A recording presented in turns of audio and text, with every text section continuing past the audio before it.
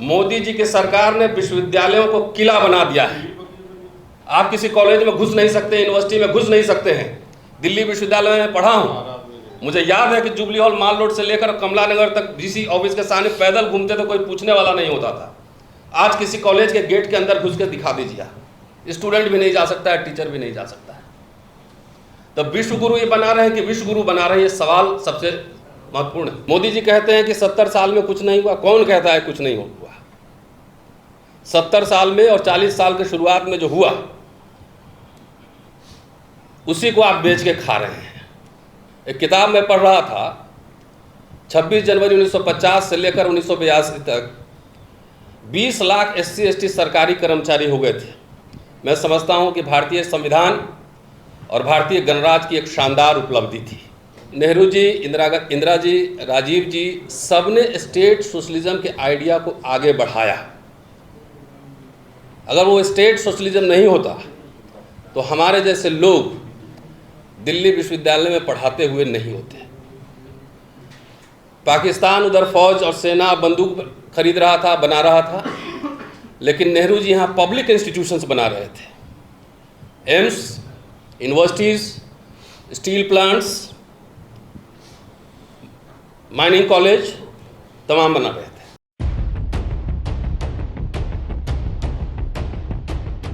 जय भीम, जय भारत, जय संविधान। आप सभी का शुक्रिया, पवन जी, अनिल जी और गौतम साहब। बहुत दिनों से अनिल जी कह रहे थे, वैसे मैं पेशे से शिक्षक हूँ लेकिन आज बहुत शॉर्ट बोलूँगा, अभी 1 घंटा बोलने की आदत है। तो अनिल जी, गौतम साहब कह रहे थे बहुत दिनों से कि यू शुड ज्वाइन कांग्रेस, कि आप कांग्रेस ज्वाइन कीजिए। और मैं कहता रहा कि कांग्रेस को एक आंदोलनकारी पार्टी बनने दीजिए।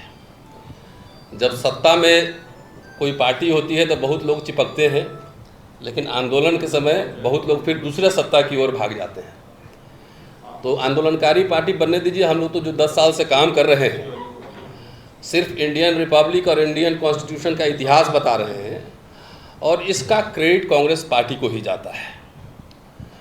बाबा साहब ने 1947 में एक मिनी कॉन्स्टिट्यूशन लिखा था, स्टेट एंड माइनॉरिटी, और नेहरू जी भी सोशलिस्ट थे। बाबा साहब ने जो सपना देखा था स्टेट सोशलिज्म का, और आप यकीन मानिए, अगर भारत का 40 साल का इतिहास पहला देखिए, भारत उस समय गरीब था, लेकिन नेहरू जी, इंदिरा जी, राजीव जी, सबने स्टेट सोशलिज्म के आइडिया को आगे बढ़ाया। अगर वो स्टेट सोशलिज्म नहीं होता तो हमारे जैसे लोग दिल्ली विश्वविद्यालय में पढ़ाते हुए नहीं होते। पाकिस्तान उधर फौज और सेना बंदूक खरीद रहा था, बना रहा था, लेकिन नेहरू जी यहाँ पब्लिक इंस्टीट्यूशंस बना रहे थे। AIIMS, universities, steel plants, mining college तमाम बना रहे थे। फ्री एजुकेशन, और ख़ास तौर से मैं दलित पर्सपेक्टिव में कहूँ तो पूरा जो दलित मिडिल क्लास का फॉर्मेशन है वो आज़ादी के बाद 26 जनवरी 1950 के बाद और 90 तक ले लीजिए, इसी में Dalit middle class, urban middle class का फॉर्मेशन हुआ है, जो हमारे जैसे लोग आज ब्रांडेड कपड़े पहन के घूम रहे हैं। और ये कैसे हुआ? एक किताब में पढ़ रहा था, 26 जनवरी 1950 से लेकर 1982 तक 20 लाख SC ST सरकारी कर्मचारी हो गए थे। मैं समझता हूं कि भारतीय संविधान और भारतीय गणराज्य की एक शानदार उपलब्धि थी। और गरीब भारत ने मुफ्त में शिक्षा दी, सबको दी। सवर्ण भी बढ़े, पिछड़े भी बढ़े, दलित भी पढ़े, वजीफा मिलता था स्कूल में, ब्लॉक में, गांव में जो लोग पढ़ते होंगे याद होगा। स्कॉलरशिप, फ्रीशिप, आप याद कीजिए 70 का दशक, अखबार में एडवर्टीजमेंट निकाल कर बुलाया जाता था कि आइए IIT में एडमिशन होगा, मेडिकल में एडमिशन होगा। तो ये सब हुआ। मोदी जी कहते हैं कि 70 साल में कुछ नहीं हुआ। कौन कहता है कुछ नहीं हुआ? 70 साल में और 40 साल के शुरुआत में जो हुआ उसी को आप बेच के खा रहे हैं। फ्री में एजुकेशन मिला, नौकरी मिली, पेंशन मिला। इंदिरा जी ने पेंशन भी लाया। और पंडित अटल बिहारी वाजपेयी जब आए तो सबसे पहले पेंशन छीन ली, डिसइन्वेस्टमेंट मिनिस्ट्री बनाया। क्यों? आरक्षण खत्म करने के लिए। अब मोदी जी आए तो रफ्तार दे दिए। इवन मनमोहन जी के शासनकाल में भी पब्लिक सेक्टर यूनिट बने हैं, कोई गूगल करके देख सकता है। और यहाँ एक भी पब्लिक सेक्टर यूनिट नहीं बना है, एक कॉलेज, एक यूनिवर्सिटी नहीं बना है। तो गरीब भारत ने हमें जो दिया था, सबको दिया था, वो अमीर भारत 5 ट्रिलियन वाली इकॉनमी नरेंद्र मोदी जी की सरकार, भाजपा, आरएसएस, संघ परिवार छीन रहा है। वोट चोरी हो रही है। और मैं देख रहा था सोशल मीडिया, राहुल जी को 6 महीने लगा एक कॉन्स्टिट्यूएंसी का एनालिसिस करने में, और बीजेपी के एमपी को एक ही दिन में 4 लोकसभा का मिल गया। जब संवैधानिक संस्थाओं का हरण हो रहा, बेईमानी, वोट की चोरी, डकैती हो रही, जब पब्लिक सेक्टर यूनिट को तबाह किया जा रहा,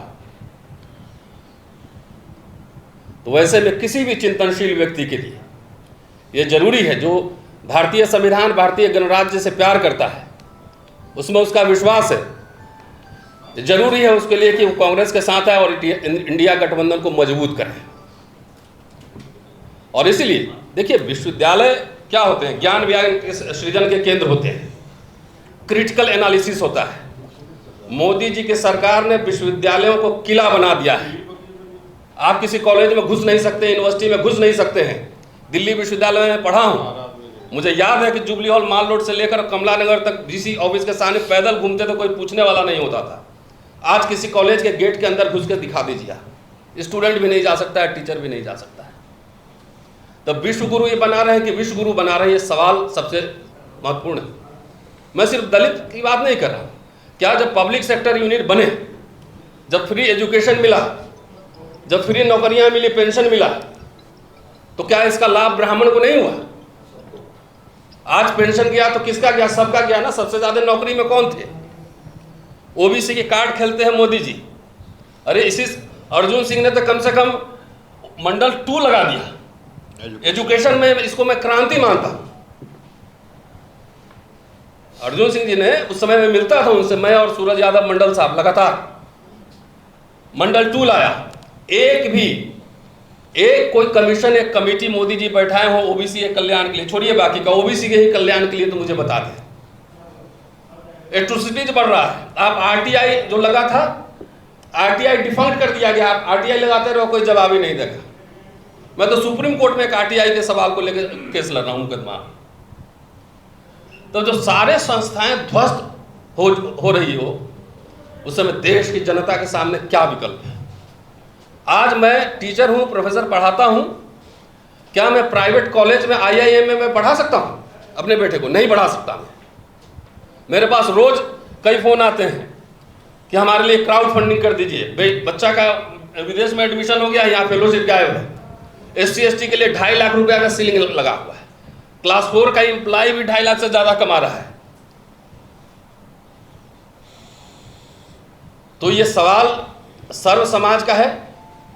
हमने कुछ आरएसएस के हमारे मित्र हैं, मैंने पूछा कि आप नशा चढ़ा हुआ था कि हम हिंदू राष्ट्र बनाएंगे, आप ऊपर सिंहासन पे बैठेंगे और हम आपके नीचे बैठेंगे, यही सोचे थे ना?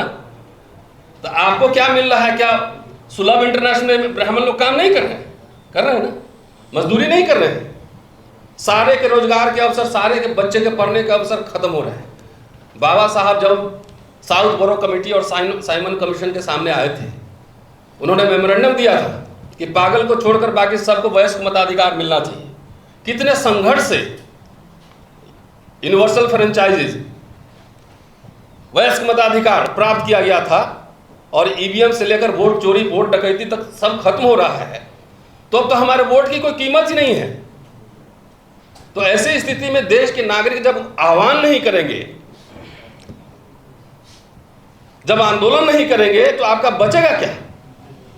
कुछ नहीं बचेगा। सारे पूरे समाज को अनपढ़, निरक्षर, मजदूर। एक एग्जाम्पल देकर मैं खत्म करूंगा। दिल्ली विश्वविद्यालय में मैं पढ़ाता हूँ, 28 साल से पढ़ा रहा हूँ। एडहॉक, पहले हमारे यहाँ एडहॉक सिस्टम था। एडहॉक मतलब अगर मैं छुट्टी पे 2 साल के लिए जाऊँ तो मेरे जगह जो टीचर आएगा उसको फुल सैलरी मिलेगी। तो अभी के हिसाब से मान लीजिए 1,15,20 हज़ार रुपये एक टीचर को मिलेगा। इस सरकार ने एडहॉक सिस्टम खत्म कर दिया और अब गेस्ट मतलब वेतन भोगी से दिहाड़ी मजदूर बना दिया, डेली वेजर कि हर दिन का 1500 कमाइए। अब मैक्सिमम 50,000 से ऊपर नहीं जाएगा। ये क्या किसी एक समुदाय पर लागू है?